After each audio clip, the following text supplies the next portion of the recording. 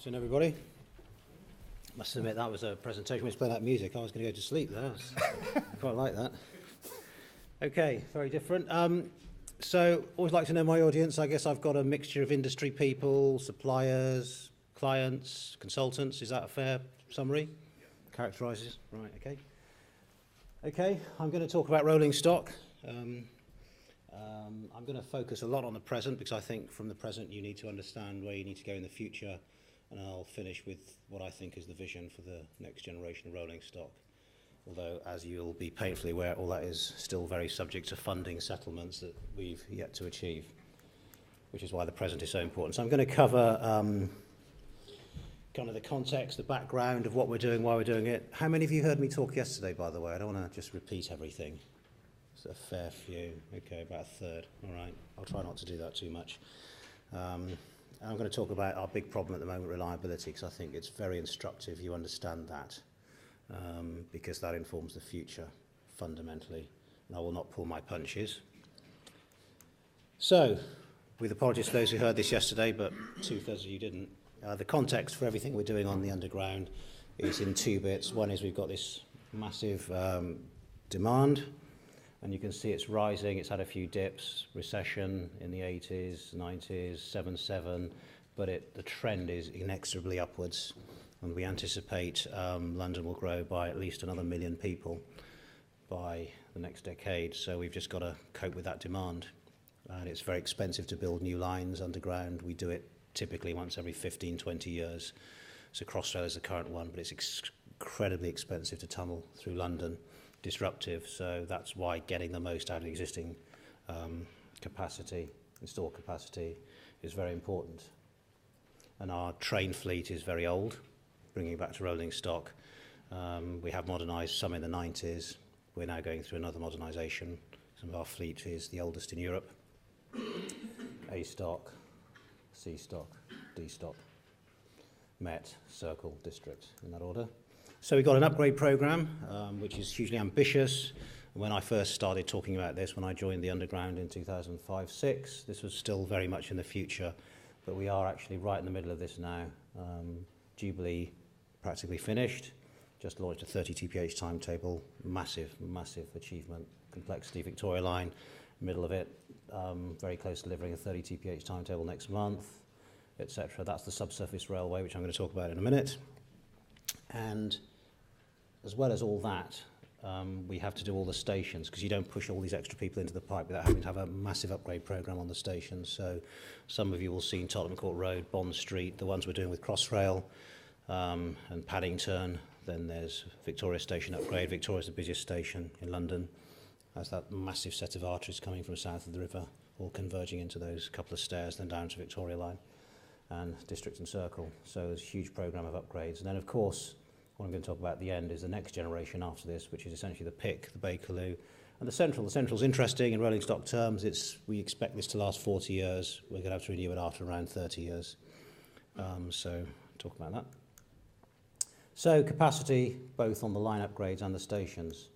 This is an important slide to understand if you're working with us, for us, because we have the traditional project management time, cost, quality triangle, if you like, which doesn't work for us anymore because we have additional constraints. And it's very important that people understand that we want to deliver within this zone. So, for example, safety remains our number one priority, both in terms of our customers. We regularly carry over 4 million passengers a day. And in terms of our workforce, we employ 20,000 people. And in terms of the systems that are engineered to design those, so safety is very, very, very important to us. Delivery, for the first time in our history, our funding settlement we got from the Department for Transport linked it to milestones. Hugely important for us because there'll be consequences if we fail to deliver. And we will not fail to deliver, so we are driving dates very, very hard. But it's not just dates. This is where it gets difficult. It's not just dates. But nevertheless, dates for us in terms of project assurance milestones, which PAMs stand for, are hugely important. Costs and efficiencies. Given the amount of money we get from the fare payer and the taxpayer, those are essentially our two sources of funding, there is a huge level and a justifiable level of scrutiny in everything we do. We invest approximately £1.4 billion per annum on our capital. Not to mind the operational side of the business, just our capital. We think that makes us the third largest capital organisation in the country, and certainly one of the biggest in Europe, if not the world. So LU has moved from this operational bias into a very capital-intensive bias. And there's a huge amount of scrutiny and oversight in terms of our unit costs, and we have efficiencies we have to deliver. So we benchmark ourselves against other metros, other industries to understand, for example, cost per car, cost per kilometre re-signalled, cost per metre of track installed, cost per lift, cost per escalator, how many people it takes to manage a project, all that kind of stuff. So you'll find working with us, for us, cost, unit costs and efficiencies are a very important part of what we do. But that's not all we've got to do. In addition to that, as some of you will recall, we've had a huge hiatus on closures. A number of suppliers who work for us thought that closures were free issue. And because in the PPP they kind of were, we've had this huge issue where we're closing the Jubilee line practically every weekend for 3 years. It's just not sustainable going forwards. We just cannot do that anymore to our customers. So closures for us and how we can upgrade the railway, minimising disruption to our customers, is very important. But it's not just that. In addition to that, we've got to deliver the required performance. Critically for us, that includes reliability. Reliability for us is now a massive, massive requirement. It always was, but for some reason it got missed, got submerged, maybe with the PPP contracts to make them as clear as it should be. But reliability for us now is a very explicit requirement in everything we do, and especially talking about rolling stock. That's what I'm going to major on today. So working in that area, those 5 vertices, if you like, we call it the zone, and that defines for me world-class capital delivery. So reliability, what do we want as a customer? We want something that operates at world-class levels of reliability. We cannot expect our funders, fare payers, people who put their hands in their pockets every week, every month, every day, every year, or the taxpayer to fund this level of investment and not give them world-class reliability. It's just not sustainable anymore. It cannot happen. So we are demanding world-class reliability. We realise that's a journey, by the way. You don't get from there to there overnight, but we want to see this trend of increasing reliability such that in the future we can compare ourselves very clearly to, second time that, metros seen as world-class around the world, which are traditionally those in the Far East.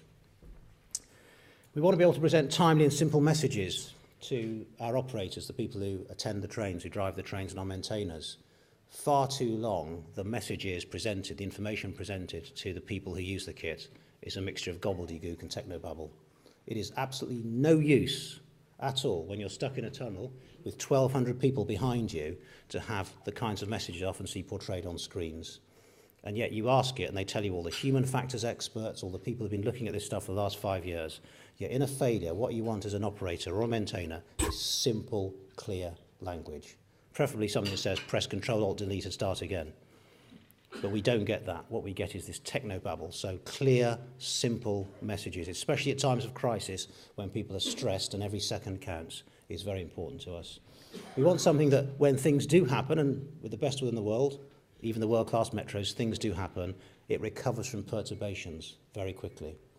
And we've got some of our stock where it either runs out of air, runs out of traction, requires people to go to the train. Well, when you're in a tunnel, you can't get people to the train easily. It requires you to take traction off. You've often got a train between you and the train you want to get to. So getting people to trains is very difficult. We want trains that recover from perturbations very, very quickly. We want high availability, maintainability, dependability, as well as safety. Far too often, I think railway engineering has focused on safety at the exclusion of everything else. We want safety, we want it all. We want reliability, availability, maintainability, dependability. And we don't see that, frankly. We want to utilise the modern platforms that these trains have. I call them Boeings on wheels. These things have the computing power to die for. So let's harness that. Let's harness that to give us diagnostics and self-check. You know, we have this vision of a zero-prep train. A train, you know, that just tells you, I've checked myself, it's okay, my vital systems are fine, press this button and proceed. We don't want to have people crawling all over the train, checking it every day, every night, every weekend.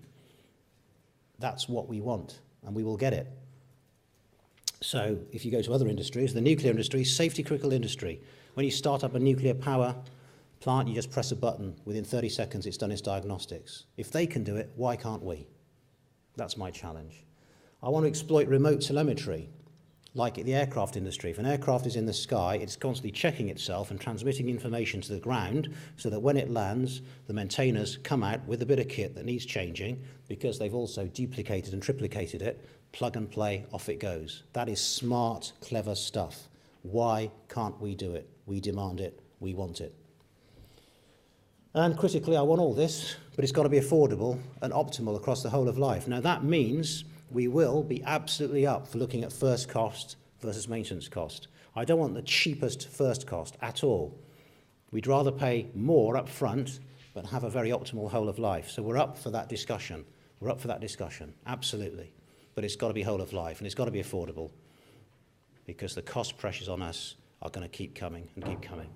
We realise we've got a role to play in this. I'm going to come on to that. So that's what we want. So if you can deliver that, you can buy me lunch. So talk about reliability. Here's some slides on reliability on our network. We measure reliability in terms of lost customer hours. It's a very good proxy. We've tried all kinds of things. This is a very good proxy. It just basically says if you have a failure and you multiply it by the minutes and the number of people using the network, you get this proxy called lost customer hours. You measure them in thousands. Okay, we have a target each month, each week, each period, each line, each asset. And it's been very useful for us. So that's how we measure reliability. It's also weighted so that busy lines and busy sections of the line have more lost customer hours per asset failure than something out in the woods. Okay, so we do have that as well. So lost customer hours, and I think the message to take from this, it's quite variable. It's quite variable. But here's where it gets interesting. Look at the reliability of our fleets. Okay, now these two are the oldest ones. These are 70s stock. Not bad. I want more, by the way, because world class is way up from here. But look at that. And then look at our more modern fleets. This is the stuff we spent over around £1 million per car buying. Yeah? Typical train for me costs 8 to 10 million. That's how much it costs. And I have to go and justify this money to our funders. And yet look at the reliability I'm getting. It's just got to improve. It absolutely has got to improve. Here's a breakdown of the kinds of things that cause failures. Don't expect you to read it. I think a copy of this is going to be available. But essentially, it's all the traditional stuff. It's car body, it's doors, it's auxiliaries, which is air. It's traction packages. Interesting thing is it's also the onboard signalling. So we thought we were solving a problem by putting all the signalling on the train, but guess what? All the signalling on the train is just failing. Cannot happen. Why can we not learn from other industries where this kit does not fail? So there are reasons, and this I said I was going to come on to the things that we can do, because we realise this isn't all about just buying this stuff. It's about specifying it, procuring it, operating it, maintaining it. We recognise that. It's a partnership. We've got to do this together. There's lots of reasons for these failures, which are very instructive for these differences in the fleet. I'm not going to read all this. There was a presentation yesterday when somebody read every word on every presentation, and it drives you batty. It drives me batty. But anyway, key things are around all the trains, obviously different designs, different legacies, some old, some new, some made in the UK, some not made in the UK, etc., etc. So that's very important. But we do realise we've got different configurations. Some are 7-car, some are 8-car, some are 6-car. That works, that helps. We know we operate them differently. Some lines are operated with very, very tight timetables. Other lines have a bit of slack. Complexity. Some trains have lots and lots of systems on them. That is code for they fail more often. I want to get away from putting systems on trains that cause them to fail. I want to get towards putting systems on trains that make the work more reliably. The operating environment, the track, the quality of track ride, we know is very important, and there's a system issue there. And obviously the age is important, the investment decisions. Do you have a midlife upgrade? So the central line at the moment is undergoing this huge investment to keep it going.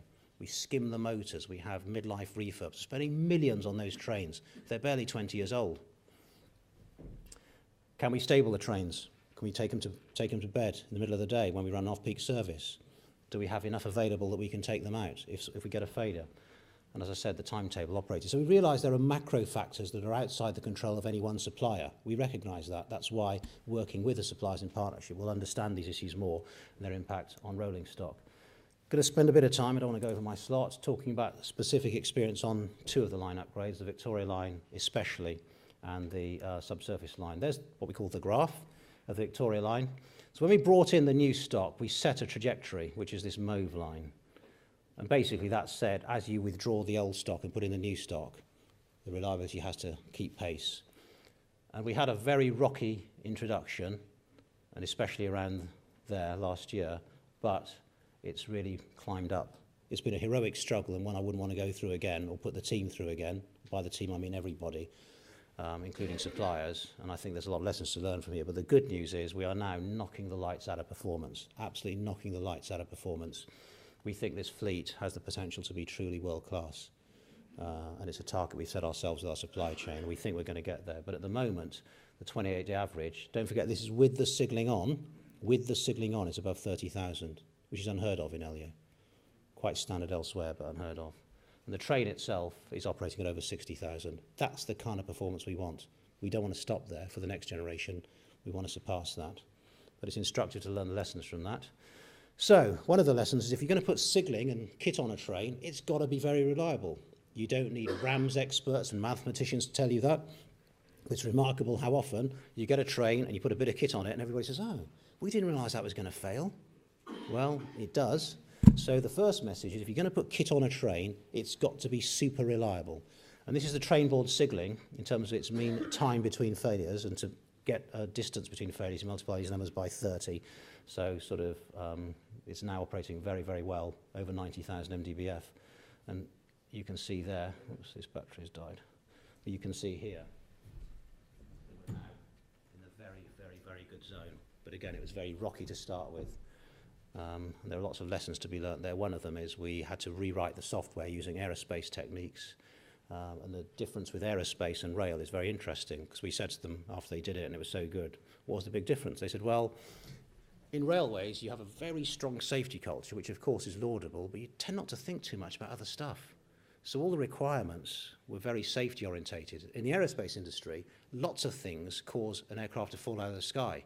So you have a much greater intolerance of stuff that goes wrong. So the requirements envelope on an aircraft are like that big, because you have to consider all operational scenarios, the whole envelope. Whereas on railways, it's like that. So when we rewrote this, we spaced out the envelope, and guess what? Look at that performance. So I found that quite interesting. I thought I'd share that with you. Other things, which is as much us as anybody else, is guess what we did on all these new trains? We put passenger alarms everywhere. Well, guess what happens to passenger alarms? People press them, often when there's not an emergency. And every time a passenger alarm is pressed, the train grinds to a halt, the driver's got to come out. Minimum is a 3 or 4 minute delay. Well, on a metro that's operating 90-second headways, that's disastrous. So we've had a programme of covering up a lot of our PEAs to make them less vulnerable to malicious and accidental damage, and it's worked. Because the graph shows it. The other thing we had on the Victoria line is a sensitive edge. Classic example of something that's not fit for purpose. Again, it's as much us as anybody else. It was a good idea, but just wasn't thought through. The sensitive edge was meant to say, given the fact, well, you go back to the beginning. The problem you're trying to solve is when you accelerate, trains accelerate these days, Newton 2, force equals mass times acceleration.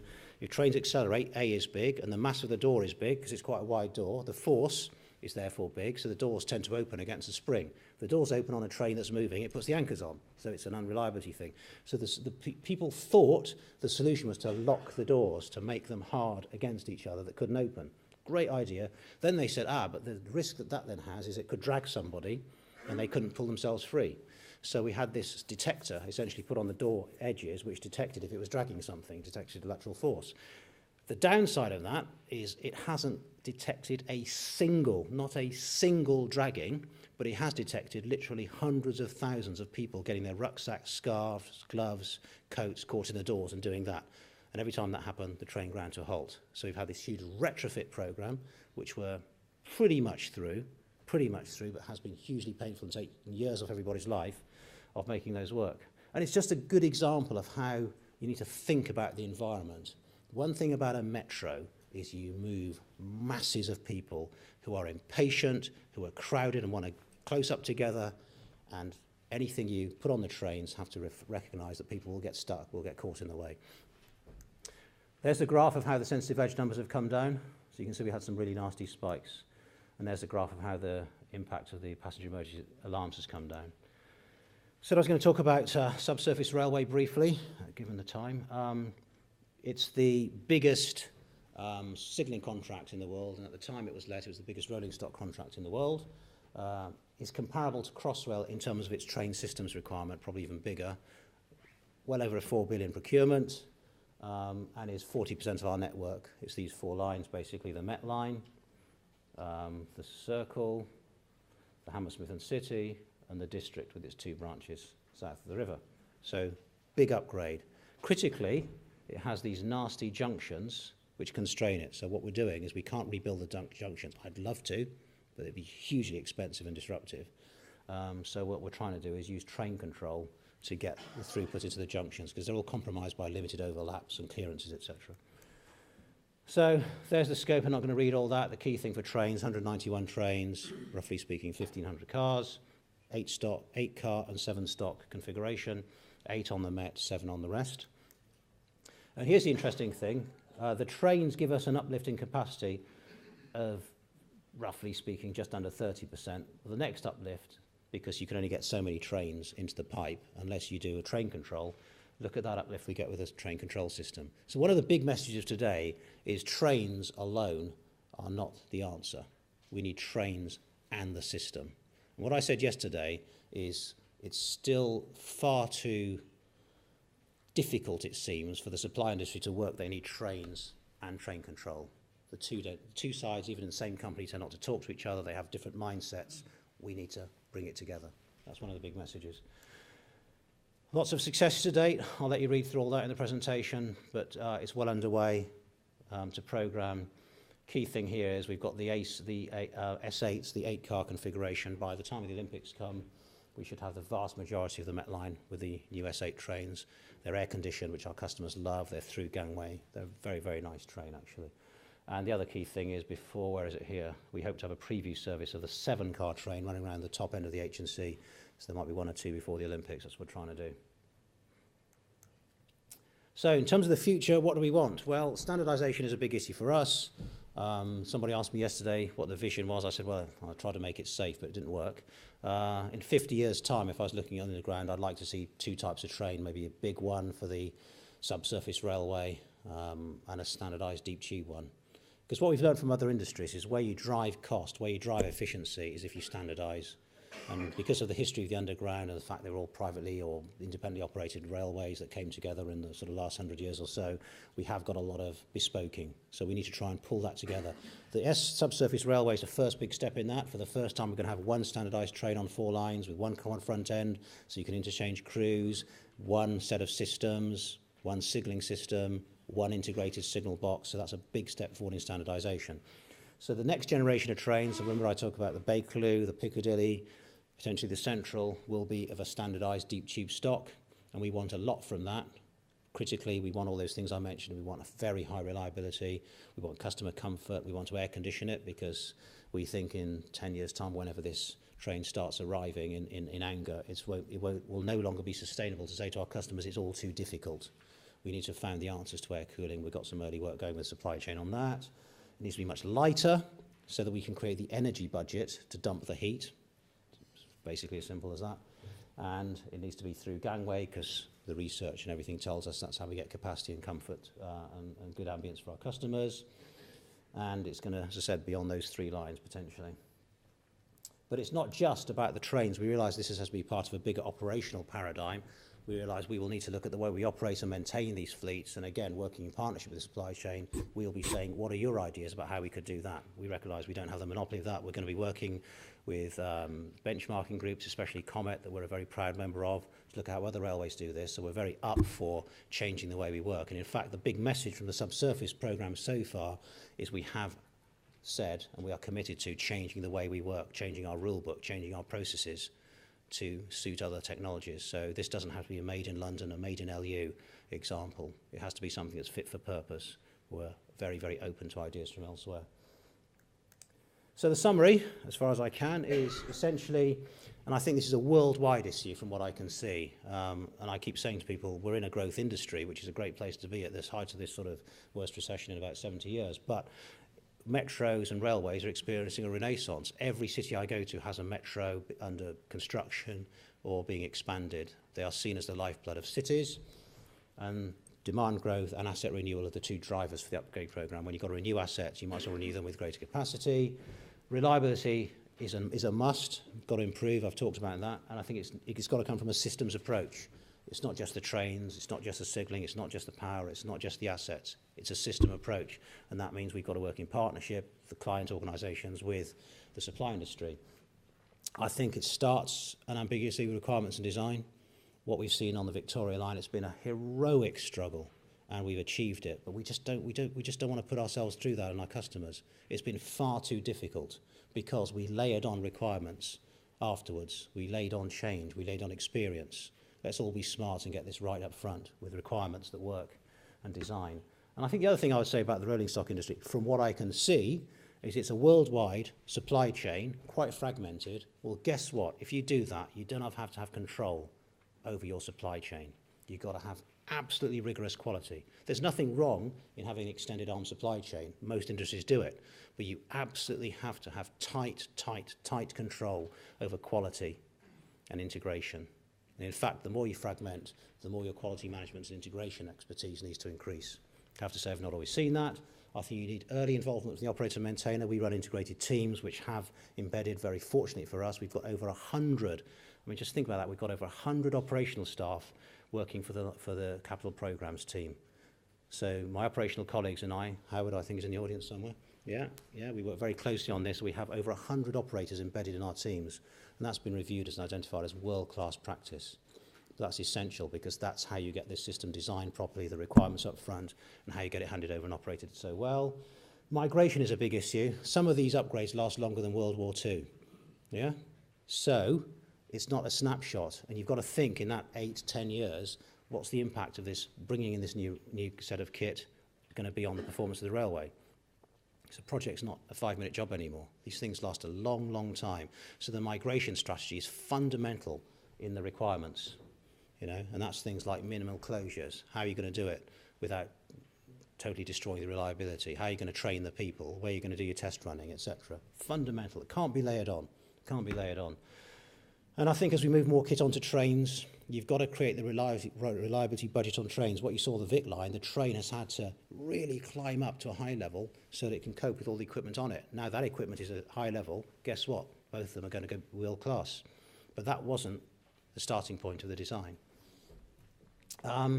It's got to work out of the box, I'm afraid. We can no longer, even if I wanted to, they wouldn't allow me to bring kit onto the railway where I use the railway as a test bed, which is effectively what we've done.